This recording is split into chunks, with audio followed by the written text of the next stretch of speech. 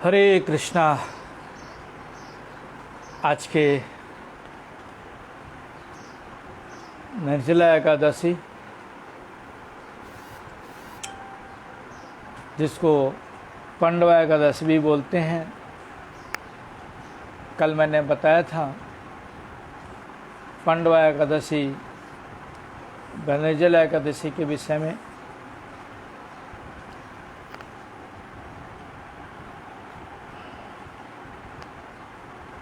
आज की जो एकादशी की जो महिमा है उसके विषय में हम श्रवण करेंगे। उससे पहले आप लोगों से प्रार्थना कि आप लोग YouTube चैनल्स को सब्सक्राइब करें, बेल आइकन दबावें और ज़्यादा से ज़्यादा सुनने की कोशिश करें और शेयर करने की कोशिश करें, जिससे ज़्यादा से ज़्यादा लोगों के पास मैसेज पहुंच सके। आज जो एकादशी है उसका नाम निर्जला है। कल मैंने बताया था एकादशी का नाम निर्जला है, न कि यह निर्जला एकादशी करना है। बहुत से लोग सोचते हैं कि निर्जला एकादशी है, निर्जला करना चाहिए, निर्जला करना चाहिए, लेकिन निर्जला करने की ज़रूरत नहीं पड़ती है, क्योंकि जिस प्रकार से पुत्रदा, कामदा, सफला, पाप मोचनी एकादशियों की नाम है, वैसे ही ये निर्जला एकादशी का नाम है। और दूसरा नाम पांडवा एकादशी बोलते हैं या भीमा एकादशी बोलते हैं, क्योंकि भीम ने भी आज के दिन ही एकादशी किया था, स्टार्ट किया था, इसके लिए भीमा एकादशी भी बोला जाता है। तो आज के जो एकादशी है इसके विषय में हमारे महाराज युधिष्ठिर ने कृष्ण से पूछते हैं कि आज की जो एकादशी है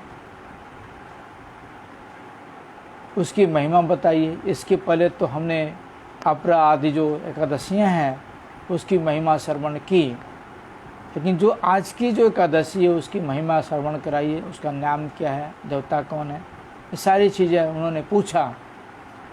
तो भगवान ने कहा कि आज की जो एकादशी है उसकी महिमा मैं आपको नहीं बताऊंगा, उसकी महिमा वेद व्यास जी आपको सुनाएंगे। क्यों? क्योंकि सारे शास्त्रों में अभिज्ञ हैं और तत्व के ज्ञाता हैं सारे शास्त्रों के, और धर्मात्मा भी हैं।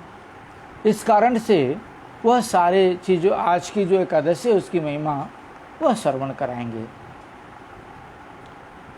तब युधिष्ठिर महाराज ने वेद व्यास जी से पूछा, हे द्वैपायन, मैंने मानव धर्म और ज्ञान कांडीय धर्म कथा का श्रवण किया।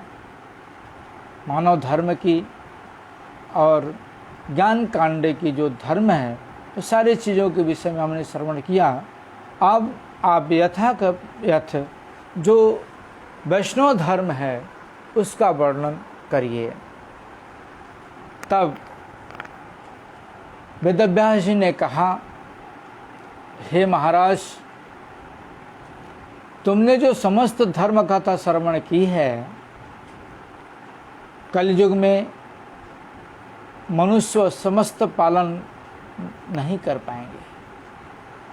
यानी जो आपने धर्म की कथा, धर्म की बातें श्रवण की हैं, शास्त्रों की बातें श्रवण की हैं, वह कलयुग के मनुष्य उसका पालन नहीं कर पाएंगे। कलयुग में जो सुख से, अल्प धन से, मतलब थोड़े धन से, थोड़े कष्ट से निष्पन्न समाप्त होकर महाफल प्रदान करता है एवं समस्त शास्त्र का सार स्वरूप है, उसी प्रकार का धर्म ही कलयुग में मानव के लिए संभव है। बता रहे हैं कि थोड़े से धन में ही और थोड़ी सी कष्ट करने से निष्पन्न हो जाता है इंसान, और सारे महाफल प्रदान कर देने वाला जो सुख है, कर्तव्य है, धर्म है, वह समस्त शास्त्र का सार स्वरूप मैं आपको बताता हूँ। उस धर्म कथा का श्रवण वर्णन कर रहा हूँ, आप सुनो। व्यास जी बताते हैं कि जो धर्म कथा है उसका मैं वर्णन कर रहा हूँ, आप ध्यानपूर्वक सुनो। बता रहे हैं कि दोनों पक्ष की एकादशी के दिन भोजन नहीं करना चाहिए। बोल रहे हैं एकादशी के दिन जो दोनों पक्ष की एकादशियां हैं उसमें भोजन नहीं करना चाहिए। द्वादशी के दिन स्नान कर शुद्ध होकर नित्यकृत समापन के बाद श्री कृष्ण का अर्चन करना, बाद में ब्राह्मणों को प्रसाद भोजन कराकर भोजन करना। इन बता रहे हैं कि एकादशी तो करना चाहिए, द्वादशी दिन स्नान वगैरह आदि करके शुद्ध होकर के नित्य कर्म करते हुए श्री कृष्ण का अर्चन करना चाहिए, और बाद में अर्चन वगैरह हो जाए भगवान को भोग लगा करके फिर क्या करना चाहिए, ब्राह्मणों को प्रसाद खिलाना चाहिए। अशौच में भी यह व्रत त्याग नहीं करना चाहिए। अशुचि होती है घर में, बहुत से लोग घर में अशुचि हो जाती है उसको छोड़ देते हैं, यहाँ तक कि शुभ कर्म करते हैं उसमें भी एकादशी छोड़ देते हैं। अशुचि को तो भी छोड़ते ही हैं, शुभ कर्म भी छोड़ देते हैं एकादशी को।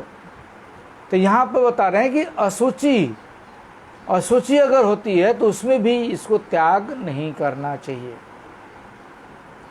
स्वर्ग प्राप्ति की इच्छा जिसके स्वर्ग प्राप्ति के इच्छुक व्यक्तियों के लिए पूरा जीवन यह व्रत पालनीय है।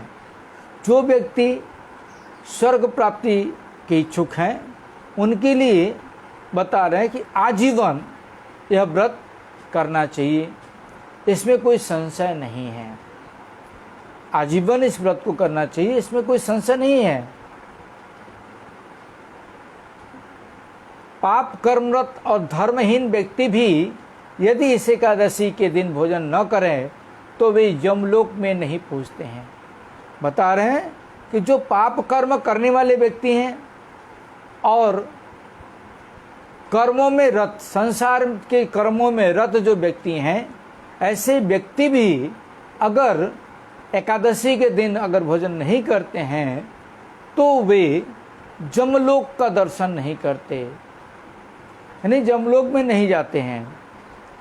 व्यास जी की यह बात श्रवण कर वीरबाहु भीमसेन पीपल के पत्ते की तरह कांपते कांपते कहने लगे।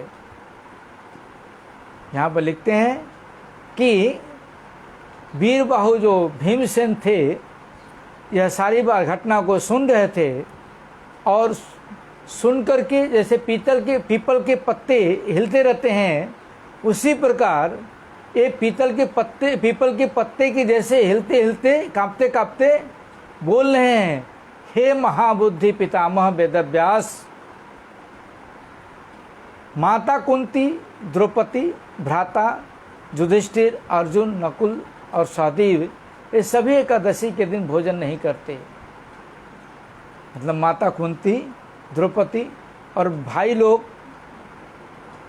बड़े भाई, छोटे भाई, सारे लोग यह एकादशी दिन व्रत नहीं करते, व्रत करते हैं, का भोजन नहीं करते, एवं मुझे भी अन्न ग्रहण करने के लिए निषेध करते हैं, यानी मुझे भी अन्न ग्रहण करने के लिए मना करते हैं, किंतु असहनीय भूख प्यास के कारण मैं उपवास नहीं कर पाता।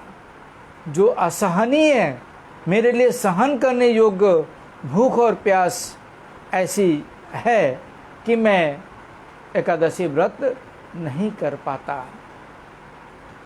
भीमसेन की बात सुनकर व्यासदेव कहने लगे, भीमसेन की बातें सुन करके वेदव्यास जी कहते हैं, यदि स्वर्ग प्राप्ति की तुम्हारी इच्छा हो तो दोनों पक्ष की एकादशी को भोजन मत करना।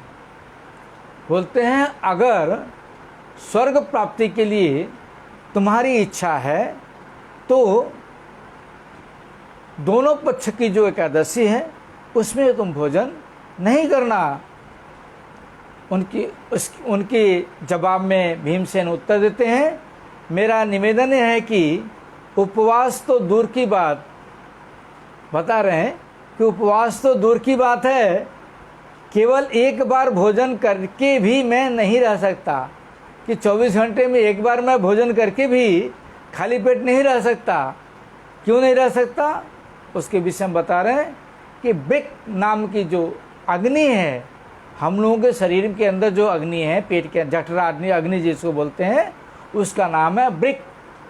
इसलिए भीम का एक नाम ब्रिक रोदर है। तो ब्रिक नाम की अग्नि मेरे उदर में विराजमान है। ब्रिक नाम की जो अग्नि है वह मेरे पेट में विराजमान है। भोजन न करने से वह किसी प्रकार भी शांत नहीं होती, और भोजन नहीं करने से वह किसी प्रकार शांत नहीं होती है। अतः प्रत्येक एकादशी पालन करने में मैं एकदम असमर्थ हूँ। अतः प्रत्येक एकादशी को पालन करना मेरे लिए संभव नहीं है। वर्ष में मात्र एक एकादशी व्रत का पालन कर जिससे मैं स्वर्ग प्राप्त कर सकूं, इस प्रकार की एक एकादशी की कथा निश्चय करें। बता रहे हैं कि साल में एक एकादशी के विषय में बताऊंगा जिसको मैं व्रत करके किसी तरह से अपना स्वर्ग जाने का रास्ता में तैयार कर सकूं। इस प्रकार से एक एकादशी कोई महिमा बता दीजिए कि उस एकादशी को मैं व्रत रह सकूं। वेदव्यास जी ने कहा, ज्येष्ठ शुक्ला एकादशी को जलपान न कर उपवास रखना। बता रहे एक जो ज्येष्ठ महीने की शुक्ला एकादशी है उसमें तुम पानी नहीं पीना, यानी पानी ही नहीं पीना मतलब कुछ भी नहीं खाना, पानी भी नहीं पीना। पंजाब में निर्जला एकादशी मतलब निर्जल पीते हैं। निर्जल मतलब रुआबजा का शरबत बना करके और सबको पिलाते हैं। रोड पर खड़े रहेंगे और शरबत बनाएंगे और सबको पिलाएंगे, निर्जला एकादशी करके। तो पानी भी नहीं पीना, शरबत की बात तो दूर की। लेकिन एक अंजलि जल से आचमन करने में दोष नहीं है। बोलते हैं कि जो एक अंजलि पानी ले करके आचमन कर सकते हैं उसमें कोई दोष नहीं है। जो संध्या बंदन करते समय हम लोग आचमन करते हैं उसमें कोई दोष नहीं है। निर्जला एकादशी में एक मत सरसों के बराबर स्वर्ण या मणि अथवा एक उड़द की दाल जितने जल में डूब जाए इतने परिणाम जल में आचमन करना चाहिए। यानी बोल रहे हैं सरसों के समान, सरसों के बराबर सोना या मणि या उड़द की दाल जिससे हाथ में वो पानी लेने से वो डूब जाए उतने जल में लेकर के आचमन एकादशी दिन करना चाहिए। निर्जला एकादशी के लिए बता रहे हैं। इस दिन अन्न आदि ग्रहण करने से व्रत भंग होता है। इस दिन अन्न आदि ग्रहण करने से व्रत भंग होता है, लेकिन आचमन करने से व्रत भंग नहीं होता। एकादशी के दिन सूर्योदय से द्वादशी के दिन सूर्योदय तक जलपान वर्जन करने से अनायास ही 12 एकादशी का फल प्राप्त हो जाता है। बता रहे हैं कि एकादशी के दिन सुबह सूर्योदय से लेकर द्वादशी के सूर्योदय तक पानी नहीं पीने से अनायास में ही 12 एकादशियों का फल प्राप्त हो जाता है। लेकिन नियम है कि दशमी दिन एकाहार, एकादशी दिन निर्जला, रात्रि जागरण और द्वादशी दिन एकाहार। इस तरह से निर्जला एकादशी व्रत किया जाता है। ये सबके लिए संभव नहीं होता है।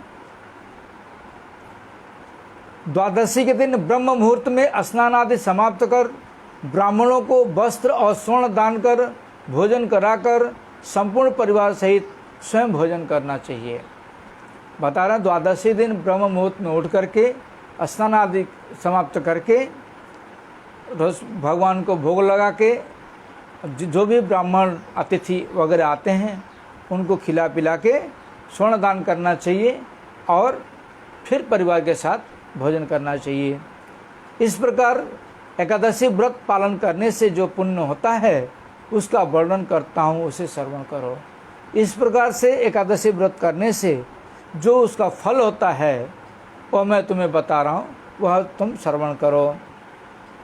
जहाँ बता रहे हैं वेदव्यास जी, पूरे वर्ष भर में जो समस्त एकादशियाँ आती हैं उन सभी एकादशी का फल इस एकमात्र व्रत उपवास से ही प्राप्त किया जा सकता है। बता रहे हैं कि पूरे साल की जो एकादशियाँ हैं आती हैं उन सभी एकादशियों का फल निर्जला एकादशी व्रत करने से मिल जाता है, इसमें कोई संशय नहीं। लेकिन इस जो प्रकार से नियम है उस प्रकार से नियम से व्रत करना चाहिए। बता रहे हैं इसमें कोई संशय नहीं है, मिल जाएगा। शंख चक्र गदा पद्मधारी श्री कृष्ण ने मुझसे कहा है। यहाँ पर शंख चक्र गदा पद्मधारी श्री कृष्ण ने कहा है, यानी चतुर्भुज श्री कृष्ण, द्विभुज श्री कृष्ण नहीं। चतुर्भुज श्री कृष्ण मतलब वसुदेव नंदन श्री कृष्ण ने कहा है, जसोदानंदन या नंदनंद श्री कृष्ण ने नहीं कहा है।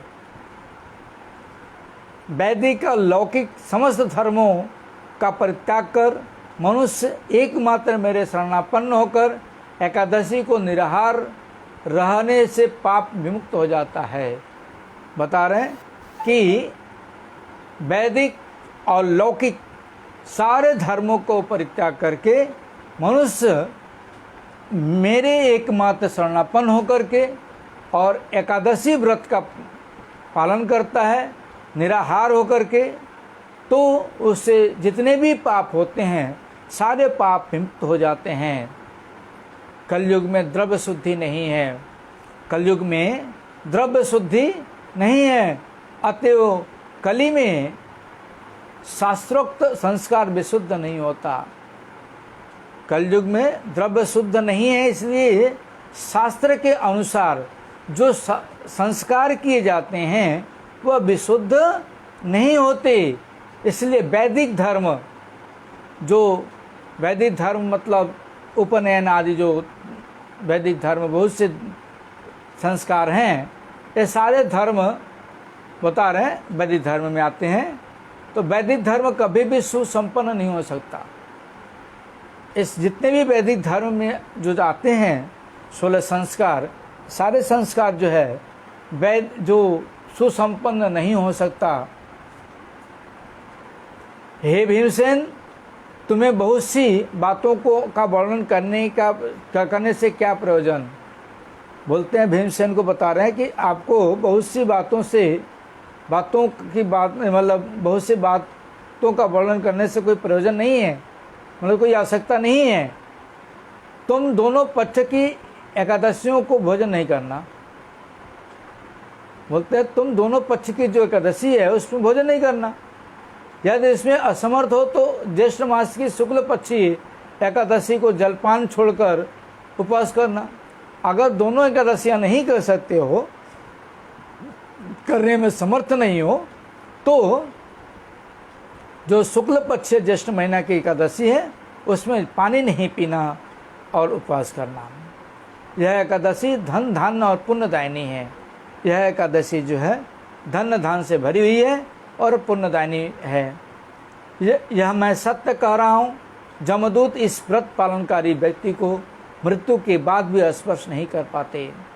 बता रहे हैं वेदव्यास जी कि मैं सत्य कह रहा हूँ कि जमदूत जो व्रत करते हैं, जो एकादशी के व्रत करते हैं, मृत्यु के बाद वह स्पर्श भी नहीं कर पाते, परंतु विष्णुदूत उस वैष्णव को विष्णु लोक में ले जाते हैं और मरने के बाद विष्णुदूत उस वैष्णव को अपने धाम में, भगवान के धाम में लेके जाते हैं।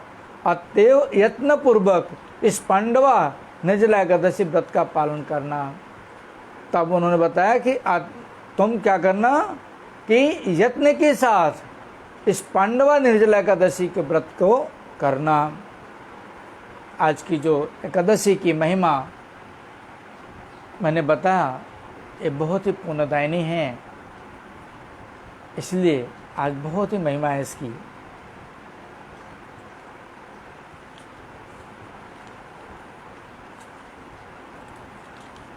कल शाम को मैंने बताया था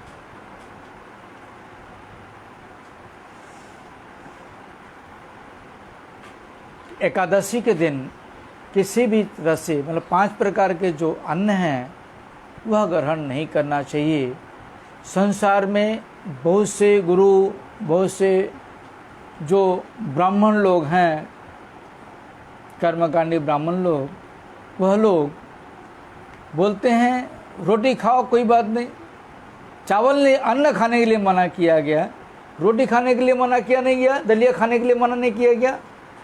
दलिया खा सकते हैं, सामा चावल खा सकते हैं, बहुत प्रकार से उनको प्रलोभन दे करके उनको बोलते हैं इसको खा सकते, उसको खा सकते हैं, सिर्फ अन्न नहीं खा सकते, अन्न खाने से दोष है। लेकिन यहाँ पर अन्न का मतलब होता है कि 5 प्रकार के अन्न हैं। गेहूं, जिसको बंगाली में गम बोलते हैं, धान और जौ, सरसों यानी सरिसा, दाल, ये 5 प्रकार के वस्तु को अन्न बोला जाता है। जो रोटी खा के उपवास करते हैं वो एकादशी नहीं होती, जो दलिया खा के एकादशी करते हैं वो एकादशी नहीं होती, जो सामा चावल खा करके एकादशी करते हैं एकादशी नहीं होती। यहाँ तक कि जो साबूदाना, मैदा मिलाया हुआ साबूदाना जो खाते हैं उनकी भी एकादशी नहीं होती। ओरिजिनल अगर साबूदाना मिलती है तो उसमें कोई खाने से दोष नहीं है, लेकिन ओरिजिनल साबूदाना मिलता नहीं है, इसलिए 5 प्रकार की चीज़ें मना है, 5 रकम, और बाकी जो मैंने कल बताया था उसको खा सकते हैं। और यहाँ बता रहे हैं पद्म पुराण में, उत्तराखंड में बता रहे हैं, न शैव न च सौरासौ न शाक्त गण सेवकः या भुंक्ते वासरे विष्णुज्ञेय पश्वाधिको हिसः। अर्थात शैव जो शिव जी के उपासक हैं, शाक्त जो शक्ति के उपासक हैं, सौर जो सूर्य के उपासक हैं, गणपत जो गणेश जी के उपासक हैं, इत्यादि कोई भी एकादशी को अन्न भोजन नहीं करेंगे। मतलब कोई भी व्यक्ति एकादशी दिन जो 5 प्रकार की जो अन्न है उसका भोजन नहीं करेंगे। जो व्यक्ति भोजन करता है वह पशु से भी निकृष्ट है। जो व्यक्ति एकादशी के दिन ये 5 प्रकार की जो अन्न है उसको ग्रहण करता है या खाता है तो पशु से भी निकृष्ट माना जाता है।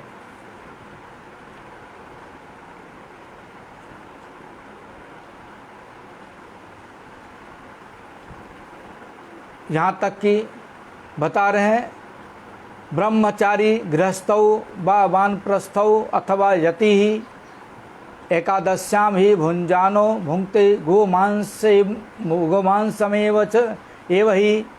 अर्थात ब्रह्मचारी, गृहस्थ, वानप्रस्थ या जति यानी सन्यासी इत्यादि किसी भी आश्रम के क्यों न हों, एकादशी को अन्न भक्षण करने से गोमांस भक्षण करने के समान होता है।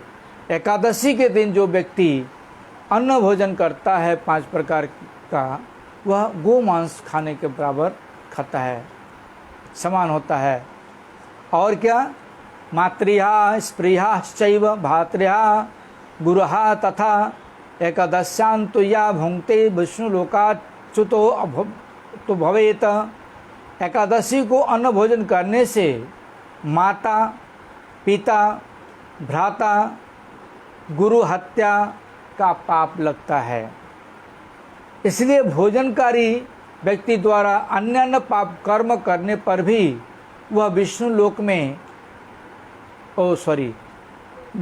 भोजनकारी व्यक्ति द्वारा अन्य पुण्य कर्म करने पर भी एकादशी के दिन जो अन्न भोजन करते हैं पांच प्रकार के, वह भगवान के धाम में गमन करने के योग्य नहीं होते। इसलिए बता रहे हैं कि ब्रह्म हत्यादि पापानां कथंचिन निष्कृति भवेत एकादश्यान्तु अयो भुंक्ते निष्कृति ही नास्ति कुत्रचित। अर्थात ब्रह्म हत्यादि महापाप से भी किसी तरह मुक्ति प्राप्त की जा सकती है। जहाँ बता रहे हैं कि ब्रह्म हत्या जो आदि जो पाप है उससे किसी भी तरह से मुक्ति प्राप्त की जा सकती है, किंतु एकादशी को अन्न भोजनकारी व्यक्ति का कभी भी नरक यंत्रणा से निवारण नहीं होता। बोल रहे हैं एकादशी के दिन जो अन्न भोजन ग्रहण करते हैं वह कभी भी नरक यंत्रणा से उद्धार नहीं होते। इसीलिए चैतन्य महाप्रभु ने स्वयं अपनी माता को बोला था, प्रभु कहे माता मोरे देह कदान, माता बोले ताई दिव तुम्ही जा मांगिबे। एक दिन मातृपद करिया प्रणाम, प्रभु कहे माता मोरे देह कदान, माता बोले ताई दिव तुम्ही जा मांगिबे। प्रभु बोले एकादशी ते अन्न ना खाइबे, सची कहे ना खाइब भाइले भालई कहिला, सही है ते एकादशी करते लागिला। चैतन्य महाप्रभु ने अपनी माता को वही एकादशी कराया। इससे पता लगता कि सची माता एकादशी नहीं करती थी, लेकिन चैतन्य महाप्रभु ने उनको भी एकादशी कराया उनके उद्धार के लिए। इस कारण से सची माता उनका उद्धार तो ऐसे भी होगा कि भगवान की माँ हैं, लेकिन फिर भी हम लोगों को शिक्षा देने के लिए उन्होंने एकादशी के लिए उनको प्रेरणा दी एकादशी करने के लिए कि एकादशी करो, जिससे और जगत के जीव लोग भी एकादशी कर सकें। एकादशी करने का नियम 7 साल के नीचे 80 साल के ऊपर जो लोग अन्न खाते हैं उनके लिए दोष नहीं है। जो बीच के लोग हैं, चाहे वो स्त्री हो पुरुष हो कोई भी हो, उनके लिए नियम है। उनको जो बना के देते हैं खिलाते हैं सारे पाप का भागी होते हैं। इसलिए जानबूझ करके पाप नहीं करें तो अच्छा है, एकादशी करें जिससे सारे लोगों के मंगल हो। हरे कृष्ण। आप लोगों से प्रार्थना, आप लोग YouTube को सब्सक्राइब करें, बेल आइकन दबाएं, शेयर करें और ज़्यादा से ज़्यादा देखने की कोशिश करें, जिससे एवरेज बढ़े घंटे का, जिससे सभी लोग सुन सकें।